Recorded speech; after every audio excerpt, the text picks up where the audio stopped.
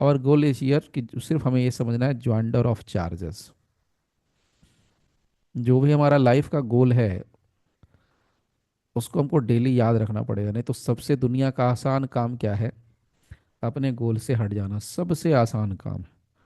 कोई कुछ बोल देता है तुरंत अपना काम छोड़ के हम उसके काम में लग जाते हैं। ये सबके साथ होता है, मेरे साथ, आपके साथ, सबके साथ होता है। या कोई ऐसी सिचुएशन हुई कि हम अपना काम छोड़ के दूसरे के काम में लग गए। ना अब इसमें हम लोग बात करेंगे कि जहां ये डाउटफुल हो कि अपराधी ने, ऑफेंडर ने कौन सा ऑफेंस कमिट किया है, वैसे सिचुएशन में क्या करना है। हमारे टॉपिक के हिसाब से हमको तो चार्ज को ज्वाइन करना है। हमारे टॉपिक के हिसाब से हमको तो चार्ज को ज्वाइन करना है, that is ज्वाइंटर of charges. Okay, charge को ज्वाइन करना है। नाउ अब यहाँ कहते हैं कि जहां पर ये डाउटफुल होता हो, तो डाउटफुल कैसे होता है भाई? देखिए इसके लिए इलस्ट्रेशन दिया, सिंपल आते हैं। कहते हैं ए एक अक्यूज्ड है, उसने एक एक्ट किया यानी एक अपराध किया है जो कि थेफ्ट हो सकता है, चोरी हो सकता है, या चुराई हुई संपत्ति को रिसीव करना, लेना, प्राप्त करना, ये भी हो सकता है। तीसरा CBT criminal breach of trust भी हो सकता है, या चौथा चिटिंग भी हो सकता है। मतलब बंदे ने ऐसा अपराध किया है, मतलब इस तरीके से उसका केस थोड़ा कॉम्प्लिकेटेड आ रहा है कि हमें ये पता करना थोड़ा मुश्किल हो रहा है कि जो बंदा ए है उसने किया क्या है। उसके एक्ट से लगता है कि भाई उसने चोरी का काम किया है, तो उसके लिए चोरी का सेक्शन क्लियर कर लगा दो। अगर ये पता चल रहा है उसके एक्ट से कि उसने रिसीविंग स्टोलन प्रॉपर्टी यानी स्टोलन प्रॉपर्टी, चुराई हुई संपत्ति प्राप्त करी है, स्टोलन प्रॉपर्टी ली है, ये यहां पर देखा तो ये यहां पर आ गया। तीसरा मामला यहां पर आता है, दैट इज कि भैया क्रिमिनल ब्रीच ऑफ ट्रस्ट किया है, दैट इज सीबीटी, हम लोग शॉर्ट में बोल देते हैं सीबीटी। और चौथा जो यहाँ पर मामला आता है जिसको कहते हैं चिटिंग, तो यहाँ पर चिटिंग किया है। तो यानी कि एक आदमी चार अलग अलग अपराध कर रहा है, लेकिन ये पता नहीं चल पा रहा है कि आफ्टर ऑल हम उसको किस सेक्शन के अंदर उसको चार्ज करें। क्या हम उसको चोरी के सेक्शन के अंदर चार्ज फ्रेम करें? क्या उसको स्टोलन प्रॉपर्टी के मामले के लिए चार्ज बनाएं? क्या उसको सीबीटी के लिए उसको चार्ज फ्रेम करें? क्या उसको चिटिंग के लिए चार्ज करें? तो जब कहता है कि ये बड़ा खराब मामला है,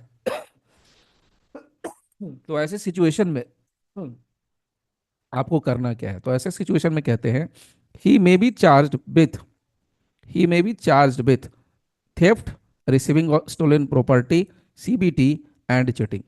कहते हैं कि अगर आपको ये पता ना चल पाए तो आपके पास दो ऑप्शन है।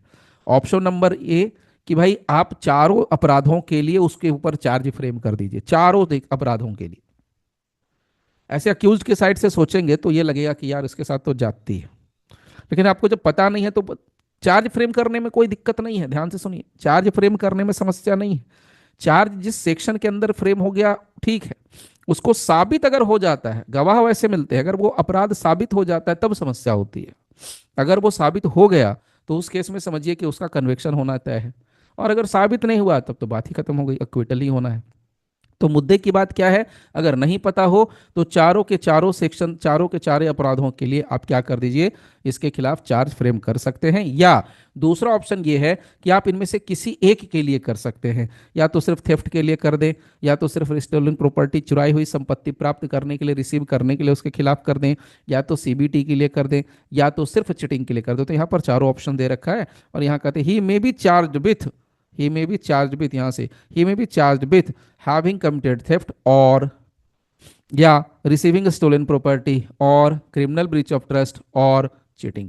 तो या तो उसको हम थेफ्ट के लिए चार्ज कर सकते हैं, या तो उसको स्टोलन प्रॉपर्टी रिसीव करने के लिए उसके ऊपर चार्ज फ्रेम कर सकते हैं, या तो सीबीटी के लिए चार्ज फ्रेम कर सकते हैं, या उसको चीटिंग के लिए चार्ज कर सकते हैं।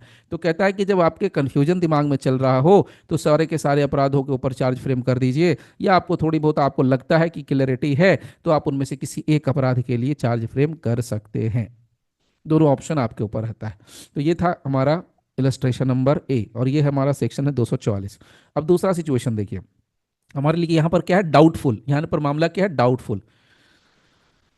दूसरा मामला है इन द केस मेंशनड ए, अभी जो ऊपर वाला मेंशन था उसी की बात करें।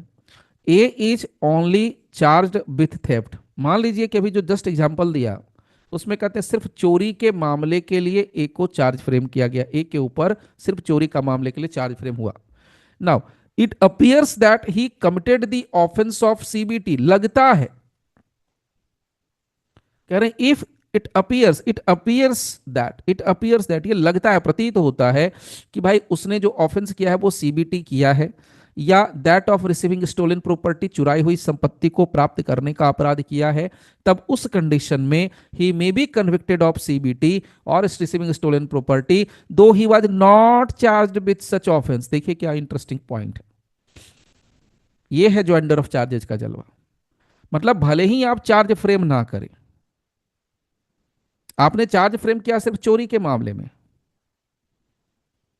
लेकिन उसमें बाद में कहते हैं कि अगर आपको ऐसा लगता है कि सीबीटी किया है, क्रिमिनल ब्रीच ऑफ ट्रस्ट किया है, चुराई हुई संपत्ति उसने प्राप्त की है, ली है, रिसीविंग स्टोलन प्रॉपर्टी का ऑफेंस कमिट किया है, तो भले ही आप चार्ज फ्रेम मत कीजिए, लेकिन आप कन्विक्शन कर सकते हैं। अपियर्स का मतलब क्या है यहां पर, ये छोटा सा वर्ड है अपियर्स, लेकिन इसका बड़ा मतलब भयंकर निकलता है। अपियर कैसे आपको लगता है, आप जज साहब है, आपको सपना आएगा क्या, आप मजिस्ट्रेट साहब है, आपको सपना आएगा क्या कि अपराधी ने अपराध किया है कि नहीं किया है? असंभव है, हमारी वर्ल्ड में तो असंभव है, महाकुंभ में संभव है। जज साहब को सपना नहीं आएगा। तो यहां पर क्या कहते हैं, इट अपियर्स, कैसे पता चलता है, तो जो गवाह गवाही देने के लिए आएगा, जो विटनेस कोर्ट में आएगा, उसके बयान को पढ़ने के बाद, समझने के बाद अगर लगता है कि जो ऑफेंडर ए है, जो अपराधी ए है, जो अक्यूज्ड ए है, उसने चोरी के अलावे अगर सीबीटी का ऑफेंस कमिट किया है, या उसने चोरी के अलावे चुराई हुई संपत्ति प्राप्त करने का भी ऑफेंस कमिट किया है, तो उसके लिए हम चार्ज फ्रेम कर सकते हैं। अब यहां पर समस्या यह है कि भाई हमने चार्ज फ्रेम तो किया नहीं है, बट कन्विक्शन कर सकते, भले ही चार्ज फ्रेम ना करें, लेकिन गवाहों के बयानों के आधार पर, जो हिंदी डायलॉग है ना, हिंदी फिल्म का डायलॉग, तमाम सबूतों और गवाहों के आधार पर यह अदालत इस नतीजे पर पहुंचती है कि यहां पर मुजरिम ने यह किया, तो मुजरिम ने यही किया है, मुजरिम ने चोरी किया है वो दिख रहा है, मुजरिम के खिलाफ चार्ज बना है थेफ्ट का वो दिख रहा है, लेकिन गवाहों और बयानों के आधार पर, गवाहों के बयानों के आधार पर, गवाहों के बयानों के आधार पर अगर कोर्ट को लगता है कि सीबीटी किया है, चुराई हुई संपत्ति को प्राप्त करने का अपराध किया है, तो तीनों के मामले में उसको आप कन्विक्ट कर सकते हैं। तो सबसे बड़ा पॉइंट क्वेश्चन आपके पास आ गया इंटरव्यू का, और पीटी में भी अगर आता है तो भी उसका जवाब आपके पास है। यदि किसी अक्यूज्ड के खिलाफ किसी मामले में अपराध के लिए चार्ज फ्रेम नहीं किया गया किसी अपराध के लिए, तो क्या उस अपराधी को बिना चार्ज फ्रेम किए हुए उस अपराध की सजा दी जा सकती है जिसके लिए चार्ज फ्रेम नहीं किया गया है?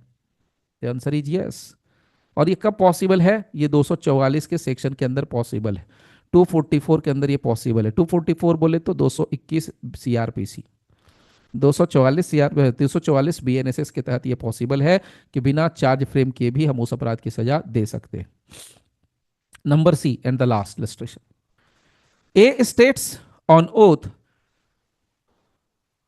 ए ने बयान दिया, शपथ पूर्वक बयान दिया, before the magistrate that he saw B hit C. अब देखिए यहां ध्यान से, यहां पर कहते हैं ए ने बयान दिया, किसको दिया बयान? ऑफ कोर्स मजिस्ट्रेट साहब को दिया, मजिस्ट्रेट साहब ने उसका बयान दर्ज किया। क्या स्टेटमेंट दिया? What is the statement of A? Statement ये दिया है उसने, ही सॉ बी हिट सी, उसने देखा है, इसने देखा है, क्या देखा है? बी ने सी को मारा है, बी हिट सी। ये बयान किसको दिया? मजिस्ट्रेट को दिया। Now coming to the point, डंडे से मारा with club, before the sessions court, a states on oath. अब देखिए ध्यान से, मजिस्ट्रेट के सामने बयान दिया कि बी ने सी को मारा है डंडे से।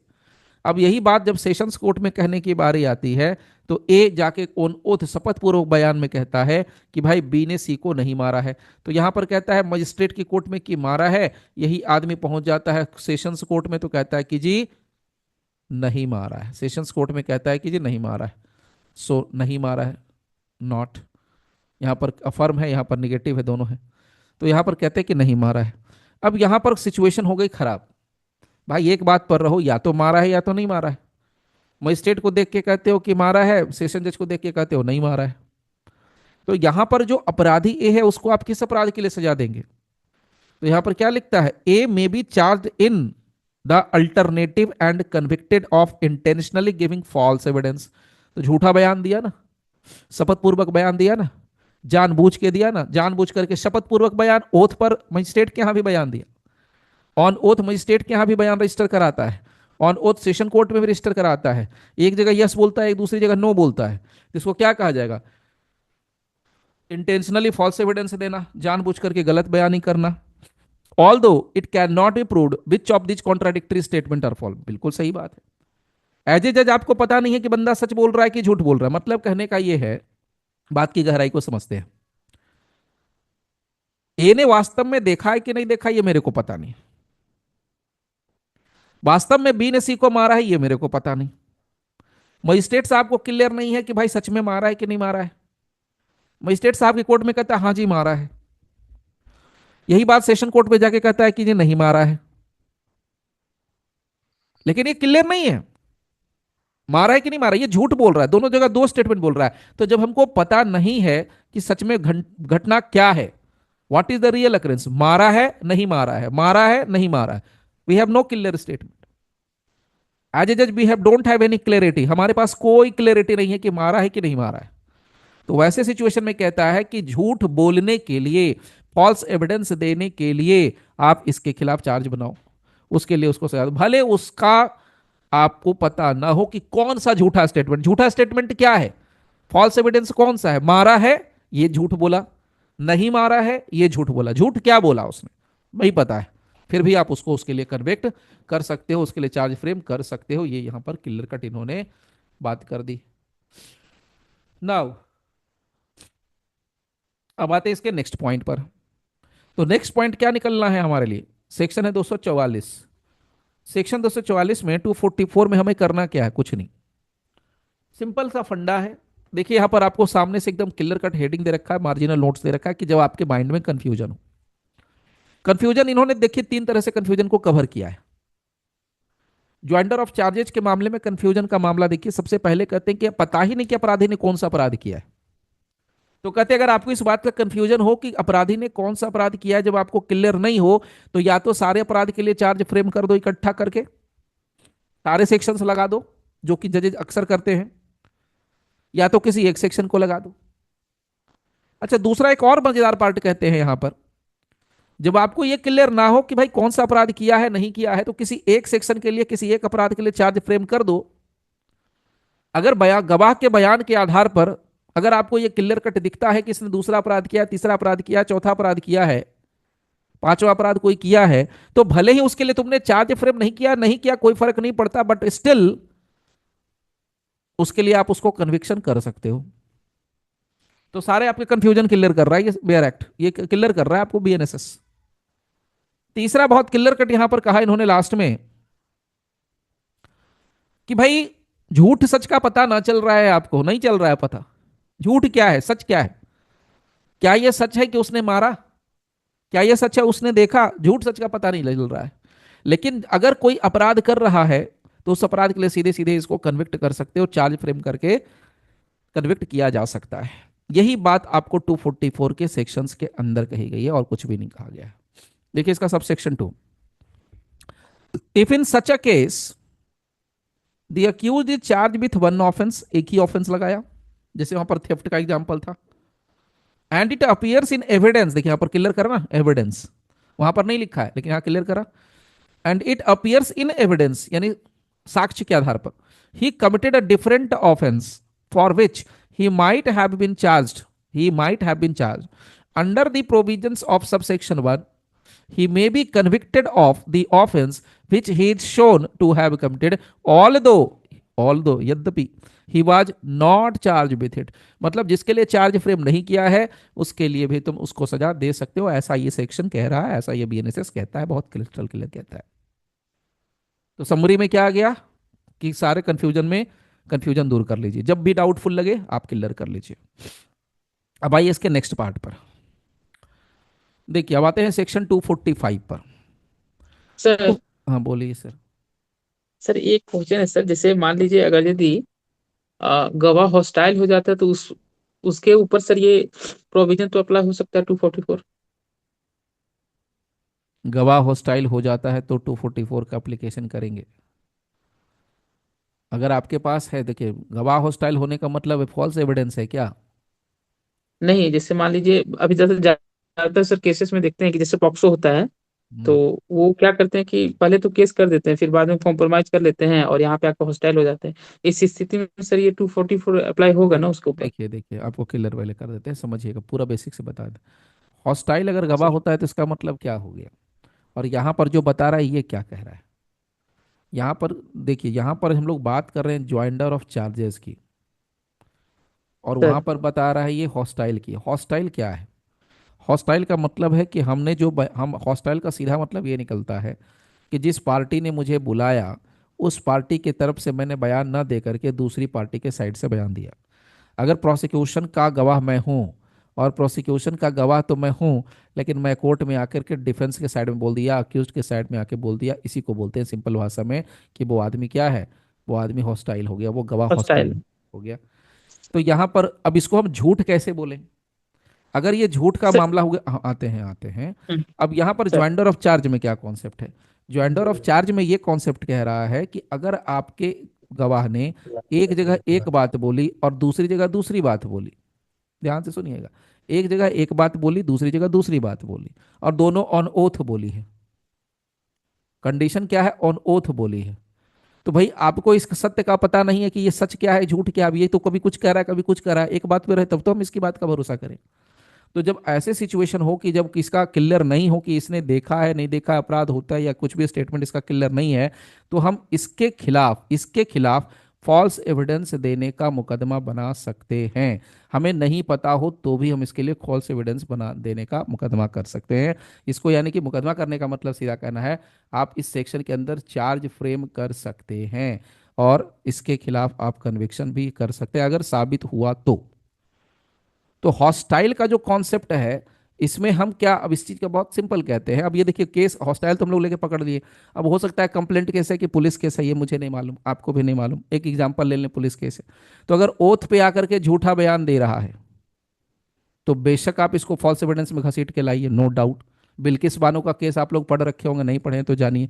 गुजरात का केस था, गुजरात दंगा वाला, जिसमें सुप्रीम कोर्ट में जब ये मामला चल रहा था, तो बिल्किस बानो के केस में ऑनरेबल सुप्रीम कोर्ट में साफ साफ कहा गया कि अगर कोई गवाह बार बार अपना बयान बदलता है, हर एक डेट पर ऑलमोस्ट स्टेटमेंट चेंज करता रहता है, तो इसको कंटेम्प्ट ऑफ कोर्ट माना जाएगा, और उसके लिए एक दूसरा सेक्शन भी यानी फॉल्स एविडेंस का भी मामला बनता है। एक तो कंटेम्प्ट ऑफ कोर्ट माना ही जाएगा कि कोर्ट के सामने कर रहा है, वो कंटेम्प्ट ऑफ कोर्ट है सुप्रीम कोर्ट के लिए, लेकिन ये फॉल्स एविडेंस का मामला भी बनता है अगर ऑन ओथ बयान एफिडेविट पर दे रहा है तब। सबसे पहली कंडीशन होती है शपथ पूर्वक बयान है तब। जी अब जी। अब कोई डाउट है तो बोलिए। No sir, no clear sir. क्या? अब चलिए आगे चलते हैं। देखिए, यहां पर कहते हैं वेन ऑफेंस प्रूव्ड, अगर अपराध साबित किया जा चुका है, इंक्लूडेड इन ऑफेंस चार्ज। अब ये क्या मामला है भाई? अब इसको देखिए जरा समझते हैं, सीधे इलस्ट्रेशन पे आते हैं। देखिए 245, इसमें इलस्ट्रेशन अपने सामने है, दो ही इलस्ट्रेशन है छोटे छोटे, हालांकि चार सबसेक्शन लेकिन दो इलस्ट्रेशन है। देखिए क्या लिखते हैं, A is charge under subsection 3 of section 316। तो इसको मैं आराम से आपके लिए लिख दे रहा हूं।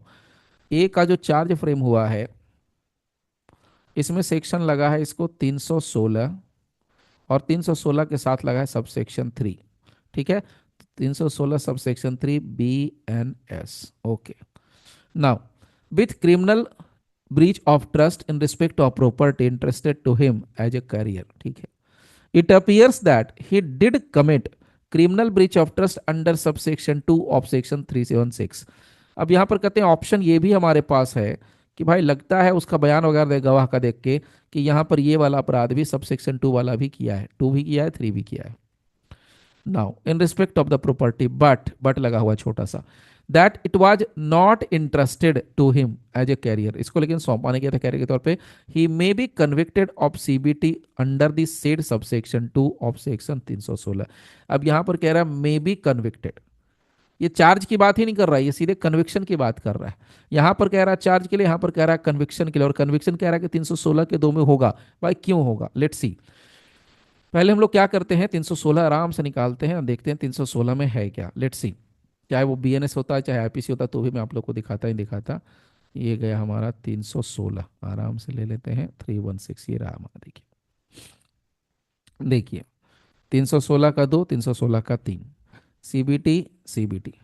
Criminal breach of trust, simple criminal breach of trust अगर है तो इसमें 5 साल तक के लिए जेल का प्रावधान है, या सिर्फ फाइन होगा, या दोनों हो सकता है। दूसरा कहते हैं कॉग्निजेबल होगा, तीसरा कहते हैं नॉन बिलेबल होगा, और चौथा कहते हैं फर्स्ट क्लास मजिस्ट्रेट। सीबीटी करते हैं अगर कैरियर के तौर पर, वॉर फिंगर के तौर पर, अगर हम कैरियर के तौर पर अगर सीबीटी करते हैं तो उस केस में 7 साल तक के लिए सजा हो सकती है, लेकिन फाइन होगा ही होगा। देखिए 316 के 2 और 3 में मेजर डिफरेंस क्या दिखता है, पनिशमेंट का। इसमें 5 साल तक के लिए है अप टू 5 ईयर्स, इसमें 7 साल के लिए अप टू 7 ईयर्स। ऊपर वाले में देखिए तो फाइन देके छूट सकते हैं, 316 के 2 में हम फाइन देके छूट सकते हैं अगर जज ने फाइन दिया तो, लेकिन यहाँ पर फाइन भरना ही भरना है। Fine is compulsory, fine is necessary, ये आपको हर हालत में देना ही देना है। दोनों कॉग्निजेबल है, दोनों नॉन बेलेबल है, दोनों फर्स्ट क्लास मजिस्ट्रेट के द्वारा ट्राइबल है। अब मुद्दा क्या है ये देखिए, मुद्दा बड़ा क्लियर था कि भाई यहाँ पर ए ने अपराध किया है 316(3) का, यानी 316(3) का मतलब है सीबीटी बाई ए कैरियर के तौर पर किया है, वो भी ठीक बात है, बाई ए कैरियर के तौर पर किया है।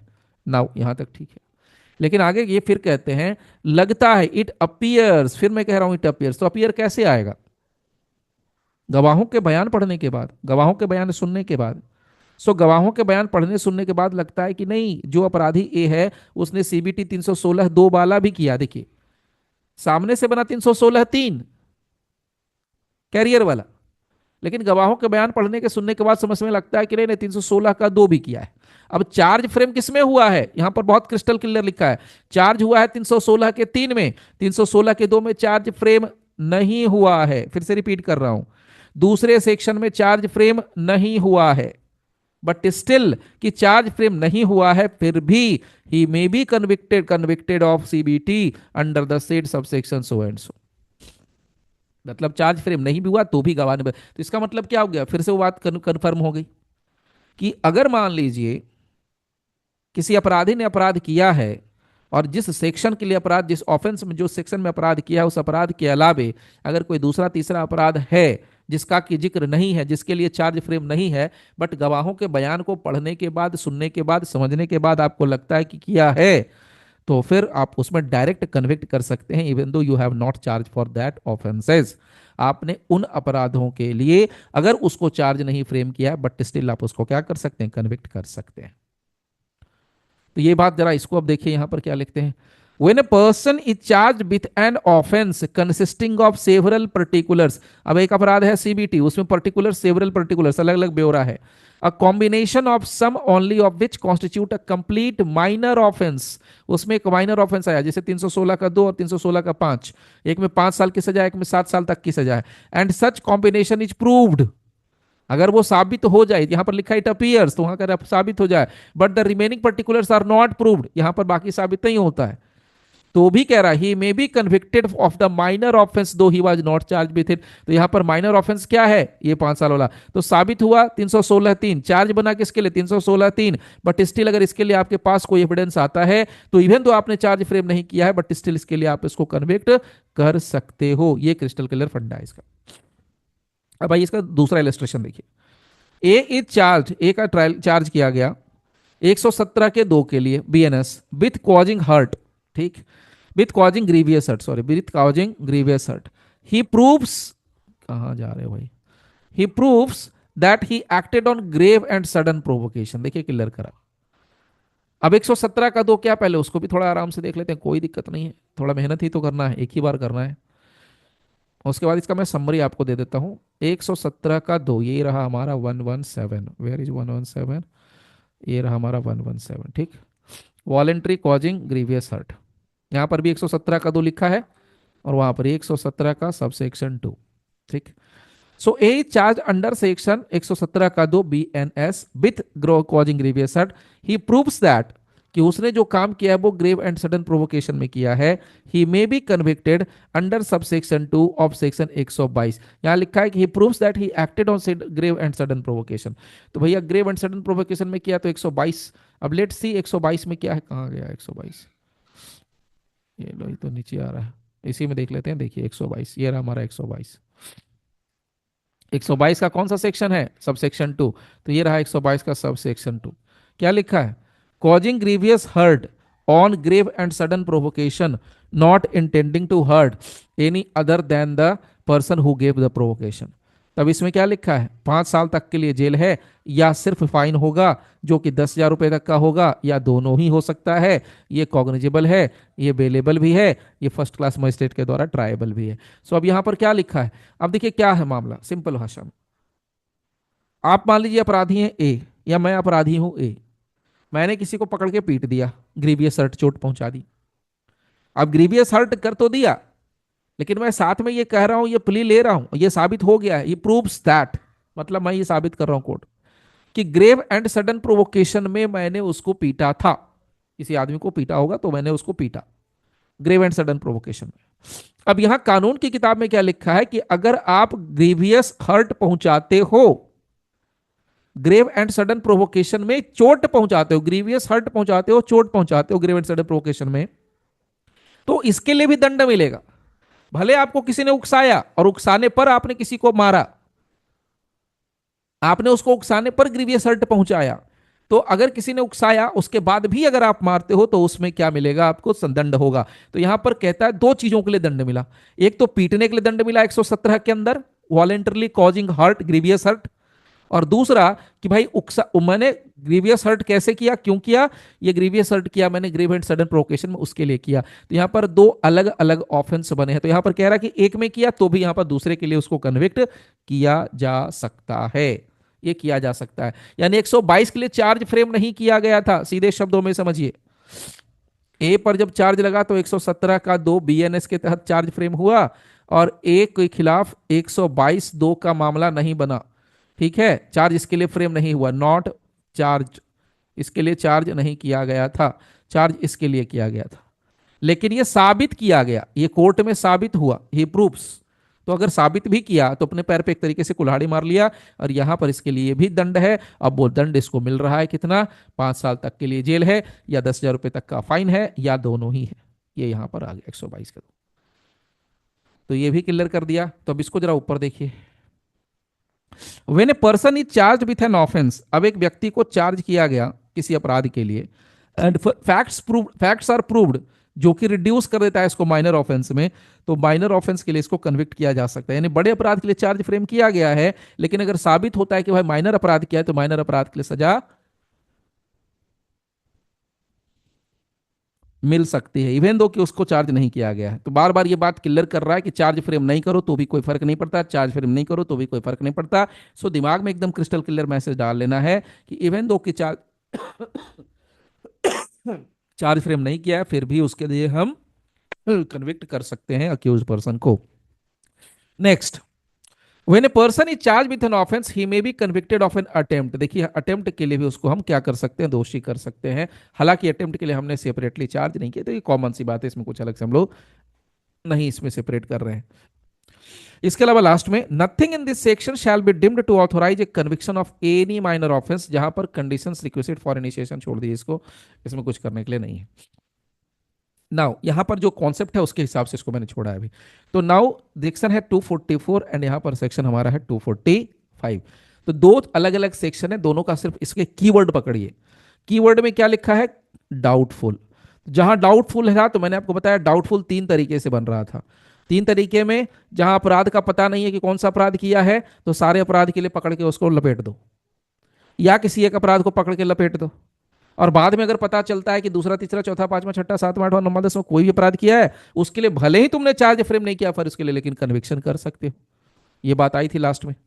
उसमें एक और चीज कहा था मैंने आपको, ये नहीं पता चल रहा कि कौन सा अपराध कहां किया गया, लेकिन अपराध हुआ है, तो भाई सच बोल रहा है झूठ बोल रहा है छोड़ दीजिए, अब उसको कन्विक्ट आप कर सकते हो। ये भी यहां पर आपको बता दिया था। अब दूसरा वाला जो अभी निकला 245, इसमें क्या लिखते हैं, इसमें भी उसी तरह का मामला है। इसमें बस क्या कहता है, इसमें फर्क क्या है उसमें और इसमें, इसमें कह रहा है कि भाई अगर किसी एक अपराध के लिए चार्ज फ्रेम कर दिया गया, और उसी अपराध के अंदर अगर छोटा मामला बनता है, माइनर मामला बनता है, माइनर ऑफेंस बनता है, तो उसके लिए हमने भले ही चार्ज फ्रेम नहीं किया हो, हमने बड़े अपराध के लिए चार्ज फ्रेम कर दिया लेकिन छोटे अपराध के लिए नहीं किया, तो छोटे अपराध को हम फिर से अलग से कन्विक्ट कर सकते हैं बिना चार्ज फ्रेम किए। अब आइए 246, ये कुछ अलग ही मामला है, देखिए लंबा चौड़ा है, जी तक का पूरा, ठीक है। ये और उसके बाद ये हमारा आएगा 247 लास्ट। देखिए 246 को अच्छे से समझिएगा, फिर उसके बाद आएगा मैन मैटर। ये कहते हैं व्हाट पर्सन्स में बी चार्ज ज्वाइंटली, कौन कौन से वो पर्सन है जिसको हम ज्वाइंटली चार्ज कर सकते हैं। व्हाट पर्सन्स में बी चार्ज ज्वाइंटली, भाई किनको किनको ज्वाइंटली चार्ज किया, तो देखिए साफ साफ लिखा है फॉलोइंग पर्सन्स। अब चार्ज ज्वाइंटली का मतलब क्या है, पर्सन के मामले में चार्ज ज्वाइंटली क्या है, यानी दो अपराधी हैं, दोनों पर एक ही सेक्शन लगा देना। क्या लिखा है, persons accused of the same offence, यहां क्लियर करा सेम ऑफेंस, ठीक। Now see, persons accused of the same offense committed in the course of the same transaction, तो सेम ट्रांजैक्शन है, सेम ऑफेंस कमिट किया गया है, तो दोनों पर्सन पर एक ही सेक्शन लगा देंगे। मतलब दो लोग मिलकर के चोरी करने के लिए गए, तो दोनों ही पर्सन को एक ही सेक्शन में हम चार्ज फ्रेम कर देंगे, वो है चोरी। दो लोग मिलकर किडनैपिंग करने के लिए गए, तो दोनों पर एक ही सेक्शन लगा देंगे किडनैपिंग का। दो लोग मिलकर के गए रेप करने के लिए, तो उस पर हम एक ही सेक्शन लगा देंगे रेप का। दोनों मिलकर के अगर करते हैं सेक्सुअल हरासमेंट, तो जो भी किया वो सारा का सारा यहां पर है। यहां याद रखिएगा कॉन्स्पिरेसी हो सकती है, there may be conspiracy, there may not be conspiracy, फिर से रिपीट कर रहा हूं। अब इसका मतलब यह है, जैसे एक एग्जांपल मैं देता हूं, ऐसा हुआ एक बार, आप मैं बताऊं 2002 एक की बात है, बहुत पुरानी बात है, आज से 24-23 साल पहले की बात है। उससे भी पहले की बात होगी, 97 98, 98 99 की बात होगी आई थिंक। ठीक है। हुआ क्या कि हमारे पड़ोस में एक लड़का पकड़ाया गया, मतलब 6-7 घर के बाद। उसके मामले में कहा कि वो उस समय साइकिल चोरी कर रहा था, उस समय साइकिल की वैल्यू थे 1998 में, ऐसी बात नहीं है। तो साइकिल चोरी में पकड़ा गया। अब क्या करते हैं, लोग को पता है ना, यहाँ लोग फ्री बैठे हैं, बहुत जगह लोग फ्री बैठे हैं, जो लोकल है ना, जिनको लगता है कि दुनिया में मेरे लिए कुछ नहीं है, मैंने ऐसा अपना पर्सनल व्यू है मेरा, और ये मैंने ऑब्जर्व किया, जिनको लगता है कि मैं यहीं पैदा लिया हूँ, यहीं रहूंगा और यहीं पर गली का गुंडा गली का हीरो बन के मरना है, जो एक ही जगह पैदा लेते एक ही जगह मरना चाहते हैं, चाहे वो बाप की संपत्ति पे चाहे अपनी संपत्ति पे, जो भी वटेवर, वो ऐसी हरकत करते हैं। अब ये लड़का चोरी कर रहा था साइकिल का, ऐसा बताते हैं, लेकिन अब इसको पकड़ के लोग पीटने लगे। अब मान लीजिए कि पीटने लगे, तो 2-3 लोग पीट रहे थे। अब इधर से मैं कॉलेज से निकल के जा रहा था, या कोई कोचिंग वोचिंग से निकल के जा रहा था, तो मेरे साथ एक और लड़का था। बोलता चलो ना यार जाके हाथ साफ कर लेते हैं। अब लकली मैंने देख लिया कि ये लड़के को तो मैंने देखा, ये तो पड़ोस का लड़का है, मैंने इसको पहचान लिया। लेकिन अब ये जो मेरा फ्रेंड है, उसको मैंने नहीं बोला कि भाई ये इसको मैं जानता हूँ। भाई साहब इसने क्या किया, वो पुराना फंडा जो जानते हैं, मूवीज वगैरह में देखा होगा आपने, वो कमर से बेल्ट निकाली, बेल्ट निकाल के बेल्ट पहले ले देना देन जितना मार सकते थे हमारा।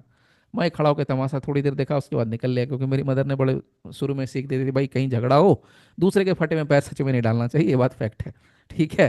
तो भले शाहरुख खान साहब भी बोलते हैं, लेकिन ये हम लोग को भी यही सीख मिली बचपन से कि दूसरे के फटे में कभी पैर मत डालो, कुछ करते रहे वो जाने दो। तो अब ये इसने अपना मारपीट किया होगा, जो भी किया। अब कहने का मतलब क्या है, एक अपराधी है जिसको पहले से मान लीजिए 4 लोग पीट रहे हैं, 4 पर्सन या 5 पर्सन मिलकर पीट रहे हैं, ये पांचवा जाके ज्वाइन हो गया, तो इनके और इनके बीच में कोई क्रिमिनल कॉन्स्पिरेसी नहीं थी, यानी पहले से जो 4 लोग पीट रहे थे और जो मेरा फ्रेंड जाकर के पीटने लगा पांचवा, इनके बीच में कोई साठ गांठ नहीं थी। There was no criminal conspiracy at all, कोई क्रिमिनल कॉन्स्पिरेसी नहीं थी, कॉमन इंटेंशन नहीं था, यहां पर कुछ नहीं था। बस देखा कि मार रहा है, चलो मैं भी हाथ साफ कर लेता हूं, ये भी जाके हाथ साफ करे आ गया। तो कहने का मतलब यहां पर क्या कह रहा है, सेम ऑफेंस कर रहा है, सेम ट्रांजेक्शन में कर रहा है, पकड़ के लपेट दो, बात खत्म हो गई। दूसरे में क्या बोलता है, अगर कोई अपराधी है और जो पर्सन एबेटमेंट करता है, एबेटमेंट तो सबको पता है, एबेटमेंट 3 तरीके से होता है। एबेटमेंट भी क्या होता है, उकसाने वाला होता है, जो पर्दे के पीछे होता है, और एक होता है जो रियल का हीरो होता है, हीरो क्या कहना चाहिए, रियल ऑफेंडर होता है, जो घटनास्थल पर पकड़ा जाता है। मैं पीछे से उकसा रहा हूं और आप जाके आप अपराध कर रहे हो। तो एक एबेटर होता है, एक एबेटेड होता है, ये पूरे प्रोसेस को क्या बोलते हैं, एबेटमेंट। एक एबेटर होता है, दूसरा एबेटेड होता है, और तीसरा ये जो पूरा प्रोसेस होता है जिसको हम कहते हैं एबेटमेंट। नाउ अब यहां पर जो पर्सन एबेट किया है वो, और जो वास्तव में अपराध किया है वो, उसको भी हम क्या कर देंगे, चार्ज ज्वाइंटली। तीसरा, person accused of more than one offence of the same kind, same kind का अपराध करता है अंडर सेक्शन 242 जो अभी बताया हम लोगों ने, अगर 12 महीने के अंदर अंदर, तो वहां पर मतलब क्या है, अगर 2 लोग हैं, 2 लोग हैं और दोनों 12 महीने के अंदर अंदर सेम ऑफेंस कमिट करते हैं साथ में मिलके, ये भी चोरी किया, ये भी चोरी किया, दोनों 12 महीने के अंदर, तो पांच जो अपराध है, 5 ऑफेंस तक का, उसको हम चार्ज कर सकते हैं दोनों को एक ही अपराध के लिए। चौथा, persons accused of different offence, ध्यान दीजिएगा यहां से, अगर अलग अलग अपराध किया गया है लेकिन इन the course of same transaction, तो भी हम उसको चार्ज कर सकते हैं ज्वाइंटली। ज्वाइंटली चार्ज करने का मतलब क्या है, एक साथ उसका ट्रायल चलेगा, चार्ज एक साथ चलेगा। अब जैसे बहुत बार क्या होता है, 4 लोग मिलके गए, 5 लोग मिलकर के गए डकैती करने के लिए। अब 5 में से एक आदमी का थोड़ा आदत है खराब वाला, अब वो क्या करता है, घर में कोई महिला मिली, लड़की मिली, उसके साथ छेड़खानी कर दी, उसके साथ रेप कमिट कर दिया। तो 4 लोग तो भाई डकैती के लिए जाएंगे, 5 लोग हैं तो डकैती बना, लेकिन एक ने एक्स्ट्रा ऑफेंस कमिट कर दिया। तो person accused of different offence, different offences करा committed in the course of same transaction, तो गए थे चोरी करने, गए थे डकैती करने, गए थे रॉबरी करने, उसी में एक दूसरा अपराध कमिट कर दिया, तो उसके लिए भी यहां पर क्या कर रहा है कि भाई हम कर देंगे चार्ज साथ में, और ट्रायल चलाएंगे साथ में, तो ऑब्वियस सी बात है चार्ज चलेगा। लेकिन जिसने जो अपराध किया उसके लिए सब दोषी नहीं होंगे। नाउ आगे बढ़ते हैं, वो अलग है फिर टेक्निकल बीएनएस में जाके। Persons accused of an offence which includes theft, extortion, cheating, criminal misappropriation. अब ये देखिए पूरी कहानी क्लियर करता हूं। ये कह रहा है स्पेसिफिक अपराधों के मामले में कि अगर अपराधी, अगर अक्यूज्ड ने थेफ्ट किया है, अगर अक्यूज्ड ने एक्सटॉर्शन किया है, अगर अक्यूज्ड ने चिटिंग करी है, या अक्यूज्ड ने क्रिमिनल मिस अप्रोप्रिएशन किया है, और दूसरा वो व्यक्ति जिसने चोरी का सामान रिसीव किया है, प्राप्त किया, मैंने चोरी करी और मैंने आपको दे दिया, या मैंने किसी के थ्रू आपके पास भिजवा दिया, तो आपने चोरी का सामान रिसीव किया। एक रिसीव करके रिटेन करता, अपने पास रखते रहना, रखे रहना, दैट इज रिटेनिंग। रिसीव करना, आपको दे देना। तो रिसीव करने वाला, रिटेन करने वाला, या डिस्पोजल में असिस्ट करने वाला, या चुराई हुई संपत्ति को कंसील करने वाला, इन सब को क्या कर सकते हैं हम, चार्ज कर सकते हैं ज्वाइंटली, और ट्रायल चला सकते हैं इकट्ठा एक ही ट्रायल में सब पर्सन को, यानी कि चोरी करने वाला, चोरी का सामान लेने वाला, चोरी का सामान डिस्पोज करने वाला, चोरी का सामान छिपाने वाला, उसमें असिस्ट करने वाला, सबका ट्रायल एक साथ इकट्ठे एक जगह चल सकता है। तो मैंने गाड़ी चोरी करी, आपने डिसमेंटल कर दी, पूरी गाड़ी खोल दी, हो गया मामला खत्म। मैंने गाड़ी चुराई, आप लेके भाग गए, मेरे को बस चुराना आता है, मैं चला नहीं सकता हूँ भारी गाड़ी, मैं उसका लॉक तोड़ सकता हूँ, I can only open the cars, उसका लॉक तोड़ सकता हूँ, I can open the locks of the cars, 4 wheeler 2 wheeler what ever. मेरे का बस इतना दिमाग है। लेके चलाने का काम आपका, तो लेके आप गए, फिर दूसरे ने क्या किया, पूरा पूरा पार्ट पार्ट खोल के निकाल के बेच दिया पार्ट पार्ट, तो मैं भी, आप भी, और तीसरा जो लेके गए फाइनली जो डिस्पोज कर दिया, ये तीनों के तीनों एक ही ट्रायल में आ जाएंगे, तीनों को चार्ज फ्रेम एक ही जगह होना है। उसके बाद next, persons accused of offences under sub sections 2 और 5 ऑफ 317 भारतीय न्याय संहिता 2023 2023। क्या लिखते हैं, 317, लेट्स सी 317 कहाँ गया भाई, 317 ये रहा, कहाँ है ये, देखिए 317। अब इसको पूरा पढ़ने के बाद जब इसको हम लोग समरी में लेंगे, तो चीज एकदम क्रिस्टल क्लियर, एकदम बोलते हैं ना पानी की तरह क्लियर हो, एकदम ट्रांसपेरेंट हो जाएगा बिल्कुल। 317 ये रहा हमारा 317, ठीक। अब 317 में कौन कौन सा बोल रहा है, 2 और 5, तो लीजिए भाई 2 और 5, ये रहा हमारा 317 का 2, और ये रहा हमारा 317 का 5, वही चोरी का माल, ठीक। और 317 के 2 में क्या है, चोरी का माल रिसीव करना, और यहाँ पर है असिस्ट करना, ठीक है दोनों। नाउ यहां पर क्या कहते हैं, और either of those sections in respect of stolen property the possession of which has been transferred by one offence. अब यहां सिंपल कहता है कि अगर अपराधी 317 का 2 का ऑफेंस करे, या 317 के 5 का ऑफेंस करे, या इनमें से कोई एक ऑफेंस कर ले चुराई हुई संपत्ति के मामले, या एक जगह से दूसरी जगह ट्रांसफर करे उस अपराध के लिए, तो हम उन सब को, यानी जो भी यहाँ पर पर्सन हैं लेने देने वाले, जो मैंने पहले ही बता दिया, उसको क्या कर देगा, साथ में चार्ज कर देगा, उसका साथ में ट्रायल चला सकते हैं जी। Person accused of any offence under chapter 10 of Bharatiya Nyaya Sanhita relating to counterfeit coin, तो पहले ही बता दिया कि चैप्टर 10 में हमारा क्या है, counterfeit coin. And person accused of any other offence set chapter relating to the same. अब काउंटरफिट क्वाइन मैं लेके घूम रहा हूं, जाली सिक्का, जाली नोट, और आपको भी दिया, आप भी मेरे साथ काम कर रहे हो या नहीं भी कर रहे हो, तो आपका यहां पर कि ये काउंटरफिट क्वाइन वाला मामला बड़ा टेढ़ा है।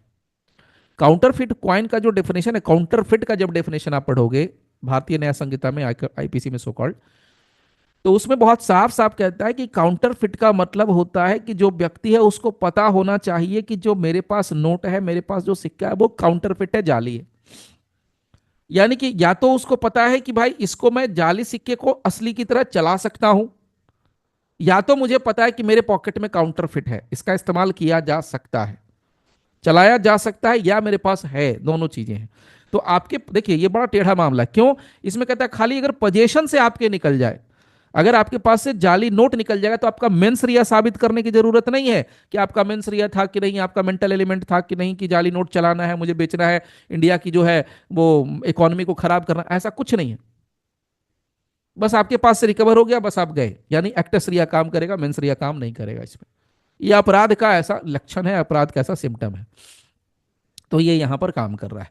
ठीक है, तो इसमें जो भी लोग हैं सबका चार्ज एक साथ करिए करेंगे और उसका इकट्ठा ट्रायल चलाएंगे। अब बशर्ते लास्ट में क्या लिखा है, देखिए, प्रोवाइडेड बशर्ते कि where a number of person are charged with separate offences, अगर बहुत सारे लोग हैं और उनका सेपरेट ऑफेंस के लिए चार्ज किया, अलग अलग अपराध के लिए चार्ज किया, मतलब 10 अक्यूज हैं, 5 अक्यूज हैं, और सबके लिए अलग अलग सेपरेट सेपरेट ऑफेंस किया हुआ है, उसके लिए चार्ज किया हुआ है, and such person do not fall with in any of the category, जो भी इस सेक्शन के अंदर फॉल किया गया, मतलब चोरी वरी मामले मामले में कहीं पर ये नहीं फॉल करता है, तो क्या लिखते हैं, देखिए यहां से काम की बात। द मैजिस्ट्रेट और कोर्ट ऑफ सेशन में, if such person by an application in writing, अगर वो लिखित में देंगे तब, किसको, मजिस्ट्रेट को या कोर्ट ऑफ सेशन को, इफ सच पर्सन जो व्यक्ति है वो, by an application in writing so desire, and if he और इट इज सेटिस्फाइड कि such person would not be prejudicially affected, तो सबको इकट्ठे ट्रायल करा सकते हैं। मतलब 10 आदमी पकड़े गए, 10 पर 10 तरह का सेक्शन लग रहा है, तो अब एक शादी का सीन सोचिए, बारात गई, अब 10 बाराती हैं, कोई कुर्सी तोड़ रहा है, कोई उधर लड़की के साथ छेड़खानी कर रहा है, कोई सामान उठा के चोरी करके भाग रहा है, तो तीनों तीन आदमी काम कर रहे हैं। एक सिंपल एग्जांपल लीजिए, मैं कहाँ गया बारात में, बाराती बन के, मैं क्या कर रहा हूँ, मुझे महंगा मिला, गिफ्ट विफ्ट देखा, मैंने कुछ सोना बोना देखा, मैं उठा के लेके फुर, एक अपराध मैंने किया चोरी का। दूसरे को इंटरेस्ट किस चीज में है, वो लड़की वड़की देख रहा है, उसके चक्कर में वो ऑफेंस कमिट कर रहा है, दूसरा वो उसमें लगा पड़ा है। तीसरा क्या कर रहा है, किसी को पीटने में लगा, उसका कोई दुश्मन उसमें दिख गया, बारातियों में कोई दुश्मन दिख गया है, उसको पकड़ के धो रहा है, उसको पीट रहा है, तो तीनों तीन काम कर रहे हैं, एक मारपीट कर रहा है, एक पैसा लेके भाग रहा है, एक लड़की के पीछे भाग रहा है, तो तीनों तीन ऑफेंस कमिट कर रहे हैं। अब तीनों के लिए बाकायदे से सेपरेट ट्रायल, सेपरेट चार्ज होना चाहिए। हालांकि तीनों एक ही ट्रांजेक्शन में कर रहे हैं, ट्रांजेक्शन मतलब एक ही वक्त पर कर रहे हैं, वक्त कह रहा हूं 10 से 11 का वक्त, उसमें तीनों अपना तीन अलग अलग काम कर रहे हैं। अगर ये एप्लीकेशन मूव करते हैं कि भाई हम तीनों को एक ही साथ रखा जाए, हमारा ट्रायल एक ही साथ चलाया जाए, हमारे अपराध के लिए एक ही साथ ट्रायल चला जाए, ठीक है, मैंने रेप कमिट किया तो मेरे उसके लिए चार्ज करो, अच्छा ठीक है, मैंने चोरी करी, मैंने उसके लिए चार्ज करो, अच्छा ठीक है, मैंने मर्डर किया, उसके लिए मेरे को चार्ज करो, लेकिन तीनों का ट्रायल एक ही जगह चलाओ। तो try all such person together, तो ऐसा किया जा सकता है कब, जब लिख करके देगा तब। ठीक है, अब 247 में कुछ नहीं है, यहां पर बात करते हैं क्या, विड्रॉवल की बात होती है, चार्ज विड्रॉ कर सकते हैं, उसके वाले मामले में काम आता है, बस और कुछ नहीं, फिलहाल इतने शॉर्ट में समझिए। तो अब देखिए मेन मुद्दा क्या है, देखिए चार्ज के मामले में दो चीजें बड़ी क्लियर हैं, ध्यान से देखिए, और यहां से सब आपको याद हो जाएगा, एकदम अच्छे से क्रिस्टल क्लियर हो जाएगा। चार्ज जब भी आपके पास टॉपिक निकल के आता है, कहाँ गया, हाँ ये रहा और ये रहा, हाँ एक सेकंड, हाँ ये, जब भी आपको चार्ज टॉपिक आपको सामने से मिले, इसको मैं सेपरेट कर दे रहा हूँ एक सेकंड,